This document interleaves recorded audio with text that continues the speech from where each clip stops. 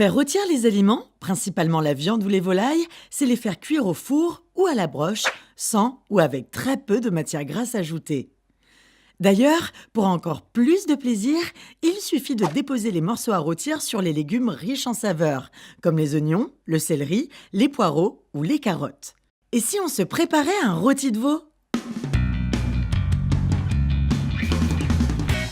Pour un rôti de veau, il vous faut un rôti de veau de 800 g, une tomate, des échalotes, 2 gousses d'ail, 2 branches de thym, du sel ou du sel de céleri et du poivre.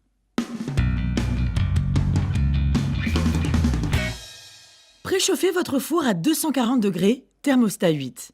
Taillez les échalotes, les tomates et le thym, puis disposez-les au fond d'un plat allant au four.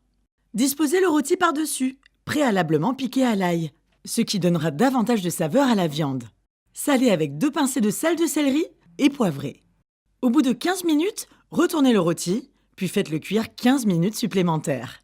Petite astuce, pour une viande rouge, il vaut mieux préchauffer le four avant de commencer la cuisson. Mais pour qu'une viande blanche soit moelleuse, la cuisson doit commencer à froid. Par ailleurs, lorsque le rôti est cuit, déglacez le fond du plat de cuisson pour faire décoller les sucs, avec du jus de fruits par exemple, du thé ou bien de l'eau, tout simplement. Après la cuisson, couvrez le rôti d'un papier aluminium et laissez-le reposer dans un endroit chaud pendant une dizaine de minutes. Votre rôti n'en sera que plus tendre et plus moelleux. Faire rôtir les aliments, c'est ça qui est bon!